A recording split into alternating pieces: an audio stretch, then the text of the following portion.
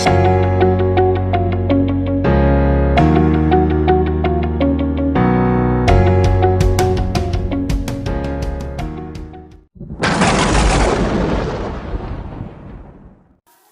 दोस्तों, आज हम इस वीडियो में हिंदी की शिक्षण विधियों की बात करेंगे जो कि REET level 1, REET level 2, C TET, UP TET, Haryana TET और बिहार टेट के लिए बहुत ही ज़्यादा इंपॉर्टेंट क्वेश्चन है। मित्रों, ये 30 क्वेश्चंस आपके लिए बहुत ही ज़्यादा इंपॉर्टेंट है और इसी तरह से हम आगे और भी सीरीज इसके अन्य भाग जो हैं आपके सामने प्रस्तुत करेंगे। उम्मीद करते हैं कि आपकी क्वेश्चंस बहुत ही ज़्यादा बहुमूल्य होंगे। चलिए दोस्तों, अब हम आते हैं आगे की ओर। क्वेश्चन नंबर 1 हमारे सामने आ चुका है। देखिए, निम्नलिखित में से कौन सा पठन का प्रकार नहीं है? अ है सस्वर पठन, ब है मौन पठन, स है द्रुतु पठन। द्रुतु पठन को यूं द्रुत पठन भी कहते हैं दोस्तों। और ऑप्शन द है हमारा अर्थ पठन। तो आपको क्या लगता है इसमें से कौन सा सही आंसर हो सकता है? इसके लिए आपको 10 सेकंड का टाइम दिया जाता है। चलिए दोस्तों, इसका करेक्ट उत्तर जानते हैं हम। इसका करेक्ट उत्तर जो है, सही उत्तर जो है आपका ऑप्शन द है, अर्थ पठन। अर्थ पठन किसी भी प्रकार का पठन का प्रकार नहीं होता है। चलिए आगे क्वेश्चन नंबर 2 की ओर बढ़ते हैं हम। प्रोजेक्ट यथार्थ जीवन का ही एक भाग है जो विद्यालय में प्रदान किया जाता है, उक्त परिभाषा है। दोस्तों, आपको बताना है कि परिभाषा किस मनोवैज्ञानिक की दी हुई है, तो आपको इसके लिए 10 सेकंड का टाइम दिया जाता है। चलिए दोस्तों, इस क्वेश्चन का सही आंसर हम जानते हैं। इसका सही आंसर बेलार्ड है। चलिए क्वेश्चन नंबर 3 पे आते हैं हम। शिक्षण में तुलनात्मक अध्ययन के लिए उपयोगी है। दोस्तों, इसमें बताना है कि आपको शिक्षण के लिए कौन सा एक तुलनात्मक अध्ययन के लिए हम यूज में लेते हैं। तो इसमें ए ऑप्शन है हमारा मानचित्र, बी है रेखा चित्र, सी है तालिकाएं यानी कि टेबल, और डी जो ऑप्शन है अपना है ग्राफ। दोस्तों, इसके लिए भी आपको 10 सेकंड टाइम दिया जाता है और आपको इसका करेक्ट आंसर बताना है। दोस्तों, इसका करेक्ट ऑप्शन आपका होगा ऑप्शन नंबर द ग्राफ। चलिए दोस्तों, क्वेश्चन नंबर 4 पे बढ़ते हैं हम। Methods and techniques of teaching नामक पुस्तक लिखी। यह पुस्तक किस मनोवैज्ञानिक के द्वारा लिखी गई है? इन 4 में से ये आपको इनमें से चूज करना है। तो ऑप्शन अ हमारा कहते हैं ईवी वेस्ले, बी कहता है हमारा एस के कोचर, स ऑप्शन हमारा कहते हैं डीवी यानी जॉन डीवी, द ऑप्शन कहता है मॉरिसन। दोस्तों, इसके लिए आपको 10 सेकंड का टाइम दिया जाता है। चलिए दोस्तों, इसका करेक्ट आंसर आपको बता दें। इसका करेक्ट आंसर होगा ऑप्शन ब एस के कोचर। चलिए क्वेश्चन नंबर 5 पे बढ़ते हैं हम। क्वेश्चन नंबर 5 कहता है रचना शिक्षण की देखो और रचो विधि के जनक कौन है? 4 ऑप्शन आपके सामने हैं। अ सीताराम लालस, ब सीताराम चतुर्वेदी, स अरस्तु, द सुकरात। दोस्तों, इन 4 में से कौन सा आपको सही ऑप्शन लगता है? इसके लिए आपको 10 सेकंड का टाइम दिया जाता है। दोस्तों, इसका करेक्ट आंसर आपका होगा ऑप्शन ब सीताराम चतुर्वेदी। चलिए क्वेश्चन नंबर 6 पे आते हैं हम। किस शिक्षण का प्रमुख उद्देश्य रसनानुभूति और भावानुभूति करवाना होता है? अ ऑप्शन गद्य शिक्षण, ब पद्य शिक्षण, स रचना शिक्षण और द नाटक शिक्षण। दोस्तों, इसके लिए आपको 10 सेकंड का फिर से टाइम दिया जाता है और इसका करेक्ट ऑप्शन बताइए। दोस्तों, इसका करेक्ट ऑप्शन होगा ऑप्शन ब पद्य शिक्षण। चलिए दोस्तों, क्वेश्चन नंबर 7 पे आते हैं। लेखन कौशल के विकास की सर्वश्रेष्ठ विधि मानी गई है। इन 4 में से कौन सी सर्वश्रेष्ठ आपके हिसाब से है? उसको आपको ऑप्शन सेलेक्ट करना है। ऑप्शन अ अनुलेख विधि, ऑप्शन ब प्रतिलेख विधि। दोस्तों, ये प्रतिलेख नहीं है, प्रतिलेख है, ये टाइपिंग मिस्टेक है। ऑप्शन स श्रुतिलेख विधि और ऑप्शन द कोई नहीं। फिर से आपको 10 सेकंड का टाइम दिया जाता है। दोस्तों, इसका सही ऑप्शन है ऑप्शन स श्रुतिलेख विधि। चलिए अगले क्वेश्चन की ओर बढ़ते हैं। क्वेश्चन नंबर 8, पद्य शिक्षण की अभिनय विधि किस स्तर के ये लिए नील नहीं है दोस्तों, ये भी लिए है, उपयोगी है, टाइपिंग मिस्टेक है इसके अंदर। तो आपको ऑप्शन 4 में से सेलेक्ट करना है। अ है नर्सरी स्तर के लिए, ब है प्राथमिक स्तर के लिए, स है उच्च प्राथमिक स्तर के लिए, द इनमें से कोई नहीं। आपको फिर से 10 सेकंड का टाइम दिया जाता है, जल्दी से बताइए आप। दोस्तों, इसका सही ऑप्शन है उच्च प्राथमिक स्तर के लिए, यानी कि ऑप्शन स आपका करेक्ट आंसर है इसका। चलिए दोस्तों, क्वेश्चन नंबर 9 पे चलते हैं। छात्रों में कल्पना व चिंतन का विकास होता है। इन 4 विधियों में से कौन सी विधि है जो छात्रों में कल्पना व चिंतन का विकास करती है? तो ऑप्शन अ है हमारा गद्य शिक्षण, ब पद्य शिक्षण, स व्याकरण शिक्षण और द है कहानी शिक्षण। दोस्तों, ये बहुत ही सिंपल क्वेश्चन है और जैसा कि आप सब जानते होंगे, छोटे बच्चों में सामान्यतः देखा गया होगा कि कहानी शिक्षण से ही हम उनमें कल्पनाशील और चिंतन का विकास कर सकते हैं। तो इसका जो करेक्ट ऑप्शन होगा आपका ऑप्शन नंबर द कहानी शिक्षण से, जो कि बच्चों में रुचिकर पैदा करती है। चलिए क्वेश्चन नंबर 10 पे आते हैं। सस्वर वाचन का मुख्य उद्देश्य है दोस्तों बोल बोल कर पढ़ना, द्रुत गति से पढ़ना, मौन पाठन करना और बच्चों के पढ़ने के संबंधित झिझक को समाप्त करना। इसके लिए आपको 10 सेकंड का टाइम दिया जाता है और जल्दी से आप इसके सोच कर उत्तर बताइए। चलिए दोस्तों, इसका जो करेक्ट ऑप्शन है आपका ऑप्शन नंबर द, बच्चों की पढ़ने संबंधी झिझक को समाप्त करना। चलिए क्वेश्चन नंबर 11 पे बढ़ते हैं हम आगे। मूल्यांकन। दोस्तों क्वेश्चन नंबर 11 बहुत ही महत्वपूर्ण क्वेश्चन है एक तरह से, क्योंकि एक डायरेक्ट आपसे परिभाषा पूछी गई है। मूल्यांकन किसी अनुभव की उपयोगिता है दोस्तों। ये फिर से एक बार टाइपिंग मिस्टेक है इसमें, के संबंधित में दिया गया निर्णय है, यह कथन है। आपको इन चार में से बताना है कि यह कथन किस मनोवैज्ञानिक द्वारा दिया गया है। अ क्रो एंड क्रो के द्वारा, ब हार्वर्ड द्वारा, स है बी.एस. ब्लूम द्वारा, डी है अल्फ्रेड और टाइटमैन द्वारा। दोस्तों ये बहुत ही अच्छा क्वेश्चन है और इसके लिए आपको 10 सेकंड का टाइम दिया जाता है। सोच के बताइए कि इसका करेक्ट उत्तर क्या हो सकता है। दोस्तों क्वेश्चन नंबर 11 का करेक्ट ऑप्शन है द अल्फ्रेड एवं टाइटमैन का। बहुत अच्छी परिभाषा है ये। अगले क्वेश्चन में पढ़ते हैं क्वेश्चन नंबर 12। दोस्तों यह क्वेश्चन बहुत ही ज़्यादा इंपॉर्टेंट है, बहुत बार एग्जाम में पूछा भी गया है और फिर से उम्मीद करते हैं कि आपके एग्जाम में ये क्वेश्चन देखने को मिले। देखिए क्वेश्चन क्या कहते हैं, अनुसंधान। दोस्तों ये अनुसंधान है, अनुसंधान विधि का विकास का श्रेय किसे माना जाता है।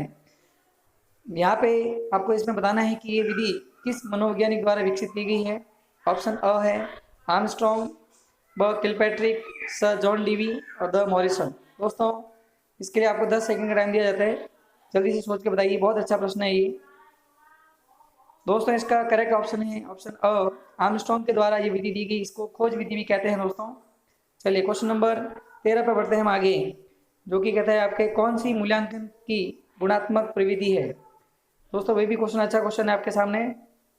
ये 30 क्वेश्चन दोस्तों बहुत ही महत्वपूर्ण क्वेश्चन है, कई बार एग्जाम में पूछे गए हैं और फिर से इन क्वेश्चनों के आने की उम्मीद हम करते हैं। ऑप्शन अ समाज नीति, ब प्रश्नावली, स साक्षात्कार और द सभी। जल्दी से बताइए। दोस्तों इसका करेक्ट ऑप्शन है आपका द सभी। चलिए दोस्तों अगले क्वेश्चन की ओर बढ़ते हैं। क्वेश्चन नंबर 14, सर्व शिक्षा अभियान की शुरुआत कब हुई। यानी कि आपको बताना है कि भारत में सर्व शिक्षा अभियान की शुरुआत किस वर्ष में की गई। ऑप्शन अ 2000 2001 में, ब 2001 2002 में, स 2010 में और द आपका 2015 में। दोस्तों इसका सही ऑप्शन है ऑप्शन ब 2001 2002 के अंदर सर्व शिक्षा अभियान की शुरुआत भारत में की गई थी। चलिए क्वेश्चन नंबर 15 की ओर बढ़ते हैं हम। निम्न में से कौन सी नाटक शिक्षण की विधि है। अ कक्षा अभिनय विधि, ब रंगमंच विधि, स मुख अभिनय विधि और ऑप्शन द सभी। दोस्तों अच्छा क्वेश्चन है और बहुत सरल क्वेश्चन है ये। ऑप्शन द आपका इसमें सही होगा। इन सभी विधियों का हम शिक्षण के अंदर सामान्य तौर पे एज ए नाटक शिक्षण हम उपयोग में ले सकते हैं। चलिए क्वेश्चन नंबर 16 की ओर आगे बढ़ते हैं हम। अध्यापक द्वारा बोलकर किए जाने वाला वाचन कौन सा है। दोस्तों यह question very very very most important question है। बहुत बार ये क्वेश्चन आपके एग्जाम में रिपीट हुआ है और फिर से हम इसकी उम्मीद करते हैं कि आपको ये क्वेश्चन देखने को मिल जाए, क्योंकि बहुत अच्छा प्रश्न है, बहुत बार रिपीट हुआ है। चलिए ऑप्शन अ इसमें दे रखा है अनुकरण वाचन, ब आदर्श वाचन, स सामूहिक वाचन और द मौन वाचन। 10 सेकंड का आपको टाइम दिया जाता है इसके लिए। दोस्तों इसका सही ऑप्शन है आपका ऑप्शन ब आदर्श वाचन। आदर्श वाचन ही अध्यापक द्वारा बोल बोल कर छात्रों को अनुकरण किया जाता है। क्वेश्चन नंबर 17, कौन सा मूल्यांकन प्रक्रिया का पहलू है। इनमें से कौन सा आपका मूल्यांकन का पहलू है ये आपको बताना है। ऑप्शन अ उद्देश्य, ब अधिगम अनुभव, स मूल्यांकन विधि, द सभी। दोस्तों इसका जो करेक्ट उत्तर होगा आपका ऑप्शन द सभी। इन सभी का हम मूल्यांकन प्रक्रिया में उपयोग कर सकते हैं। चलिए क्वेश्चन नंबर 18 की बात करते हैं हम। किस अनुक्रमित अनुदेशन में मंद बुद्धि बालक ही रुचि लेते हैं। रेखीय अनुक्रमित अनुदेशन, साक्ष्य अनुक्रमित अनुदेशन, अवरोही अभिक्रमित अनुदेशन और इनमें से कोई नहीं। बहुत अच्छा प्रश्न है, आपको 10 सेकंड का टाइम दिया जाता है इसके लिए। दोस्तों इसका करेक्ट ऑप्शन है ऑप्शन अ रेखीय अभिक्रमित अनुदेशन। चलिए क्वेश्चन नंबर 19 की बात करते हैं हम। शिक्षा के क्षेत्र में इकाई योजना को समावेशित करने का श्रेय जाता है। अ ऑप्शन मॉरिसन, ब हर्बर्ट, स फ्राइड को, द ब्लूम को। अच्छा क्वेश्चन है ये भी दोस्तों। इसका जो करेक्ट ऑप्शन होगा उसका ऑप्शन अ इकाई योजना को जो समावेश करने का जो श्रेय जाता है वो आपका मॉरिसन को जाता है। ऑप्शन अ इसका करेक्ट ऑप्शन होगा। चलिए क्वेश्चन नंबर 20 की बात करते हैं हम। भाषा कौशलों के बारे में कौन सा कथन सत्य है या सही है। दोस्तों ये बहुत ही ज़्यादा इंपॉर्टेंट क्वेश्चन है ये। सी टेट में ये 2-3 बार पूछा गया है। पिछली कुछ परीक्षाओं में आर्टरनेट में भी इसका जिक्र हो चुका है। रीट लेवल 1 और रीट लेवल 2 में। बहुत महत्वपूर्ण क्वेश्चन है ये। ऑप्शन अ, भाषा के कौशलों में से पढ़ना लिखना महत्वपूर्ण है। भाषा की मूल रूप से कौशलों में से केवल सुनना महत्वपूर्ण है। भाषा के कौशल केवल क्रमबद्ध रूप से ही सीखे जाते हैं। ऑप्शन द, भाषा के कौशल परस्पर अंतर संबंधित है। अच्छा प्रश्न है, सोच के बताइए इसका करेक्ट उत्तर क्या हो सकता है। आपको 10 सेकंड का टाइम दिया जाता है। दोस्तों इसका करेक्ट ऑप्शन है ऑप्शन द, भाषा के कौशल परस्पर अंतर संबंधित है। दोस्तों जैसे हम जानते हैं कि भाषा के 4 कौशल होते हैं, सुनना, बोलना, पढ़ना और लिखना। चारों ये कौशल एक दूसरे से सम्मिलित होते हैं, अंतर संबंधित होते हैं। चलिए क्वेश्चन नंबर 21 की बात करते हैं हम। ओवरहेड प्रोजेक्टर में प्रयोग किया जाता है। दोस्तों ये क्वेश्चन भी सीटेट में पूछा गया है और 1-2 बार आरटेट में भी क्वेश्चन आ चुका है। अच्छा प्रश्न है, सोच के बताइए दोस्तों इसका क्या करेक्ट ऑप्शन हो सकता है। 10 सेकंड का आपको टाइम दिया जाता है इसके लिए। दोस्तों इसका सही ऑप्शन है ब, ट्रांसपेरेंसी। ओवरहेड प्रोजेक्टर के अंदर हमेशा ट्रांसपेरेंसी होती है मित्रों। चलिए क्वेश्चन नंबर 22 की बात करते हैं। ब्लूम की पाठ योजना आधारित है। बहुत अच्छा प्रश्न है दोस्तों, बहुत ही अच्छा प्रश्न है। कई बार ये क्वेश्चन भी आपको पूछा गया है, फिर से आ सकता है। अच्छा प्रश्न है ये। मूल्यांकन पर, ब उद्देश्यों पर, स मापन पर और द है परियोजना पर। दोस्तों अच्छा क्वेश्चन है ये। इसका उत्तर सोच कर बताइए क्या हो सकता है इसका। दोस्तों इसका करेक्ट जो उत्तर है आपका वो है ऑप्शन ब, उद्देश्यों पर। ब्लूम की जो पाठ योजना आधारित थी वो उद्देश्यों पर थी मित्रों।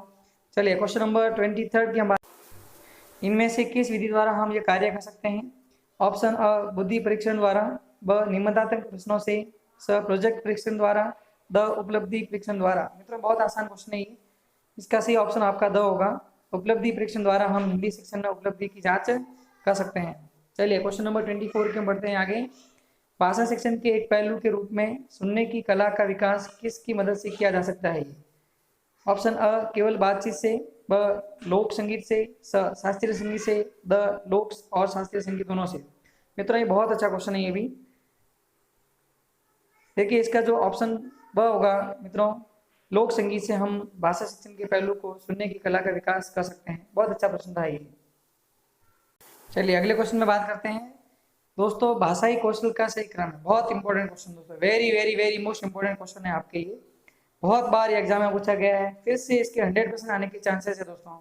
और इस क्वेश्चन की हम चर्चा पहले ही कर चुके हैं कि भाषा के 4 कौशल होते हैं, सुनना, बोलना, पढ़ना और लिखना। तो उस हिसाब से दोस्तों इसका जो सही ऑप्शन होगा, ऑप्शन आपका होगा स, सुनना, बोलना, पढ़ना और लिखना। चलिए अगले क्वेश्चन में बढ़ते हैं हम। क्वेश्चन नंबर 27, गद्य शिक्षण की किस विधि को सुकरात विधि कहते हैं। बहुत अच्छा नहीं, बहुत ही अच्छा क्वेश्चन दोस्तों। हम यहाँ पे 30 क्वेश्चन जो आप लोग बता रहे हैं, ये 30 क्वेश्चन बहुत ही ज्यादा महत्वपूर्ण क्वेश्चन है दोस्तों। हिंदी शिक्षण विधि के अलावा भी आपको ये क्वेश्चन विज्ञान शिक्षण में देखने को मिल सकते हैं। साथ ही साथ कुछ क्वेश्चन आपको गणित शिक्षण में मिल सकते हैं, कुछ सामाजिक विज्ञान की शिक्षण विधियों में मिल सकते हैं। तो बहुत ही महत्वपूर्ण क्वेश्चन है दोस्तों ये। चलिए क्वेश्चन नंबर 27 की बात करते हैं वापस। गद्य शिक्षण की किस विधि को सुकरात विधि कहते हैं। ऑप्शन अ आपके सामने है समीक्षा विधि, ब प्रश्नोत्तर विधि, स अर्थबोध विधि और द व्याख्यान विधि। दोस्तों इसका सही ऑप्शन है आपका ब, प्रश्नोत्तर विधि को ही सुकरात विधि कहते हैं गद्य शिक्षण के अंदर आपके। क्वेश्चन नंबर 27 की बात करते हैं हम। किस विधि से छात्र सबसे अधिक और अच्छी तरह सीखते हैं। दोस्तों यहाँ पे 30 क्वेश्चन जो हमने इकट्ठे किए हैं आपको इस वीडियो के अंदर बता रहे हैं, वो 30 क्वेश्चन बहुत ही महत्वपूर्ण क्वेश्चन है मित्रों। और ऐसे ही महत्वपूर्ण क्वेश्चंस आपको आगे के जो भाग होंगे इस वीडियो सीरीज के, उसमें भी आपको देखने को मिलेंगे। उन्हें भी आप एक बार एग्जाम से पहले अवश्य देख लें, ताकि आपको शिक्षण विधियों के अंदर जो कठिनाई आती है, जो क्वेश्चंस हैं, उनका अच्छा सा आपका प्रैक्टिस हो सके, रिविजन हो सके। चलिए क्वेश्चन 28 पे से बात करते हैं हम। किस विधि से छात्र सबसे अधिक और अच्छी तरह सीखते हैं। ऑप्शन अ देखकर, ब सुनकर, स पढ़कर और द स्वयं करके। बहुत ही सिंपल क्वेश्चन है ये। ऑप्शन द इसका सही होगा, स्वयं करके। क्वेश्चन नंबर 29 की बात करते हैं हम। शिक्षण की सबसे कमजोर विधि कौन सी है। दोस्तों इन 4 में से आपको चुननी है कि कौन सी विधि एक शिक्षण के अंदर कमजोर विधि मानी जा सकती है। संवाद विधि, पाठ्यपुस्तक विधि, प्रोजेक्ट विधि और दृश्य श्रव्य विधि। देखिए दोस्तों, कमजोर विधि हम उस विधि को मान सकते हैं जो कि बच्चों में रोचकता कम पैदा करती हो। इनमें से कौन सी विधि हो सकती है आपके हिसाब से। दोस्तों इसका जो सही उत्तर होगा वो आपका होगा ऑप्शन ब, पाठ्य पुस्तक विधि जो है दोस्तों कम इनमें से सर्वश्रेष्ठ मानी गई है। चलिए दोस्तों, इस वीडियो का अंतिम प्रश्न हम लेते हैं। क्वेश्चन नंबर 30, पढ़ना कौशल में आप किसे सर्वाधिक महत्व देंगे। दोस्तों बहुत ही इंपॉर्टेंट क्वेश्चन है ये भी। अन्य प्रश्नों की जैसे कि हमने बता चुके हैं कि आपको इस वीडियो में बहुत ही महत्वपूर्ण क्वेश्चन आपको देखने को मिलेंगे और सुनने को पढ़ने को मिलेंगे, जो कि कई बार आपके एग्जाम में पूछे भी गए हैं।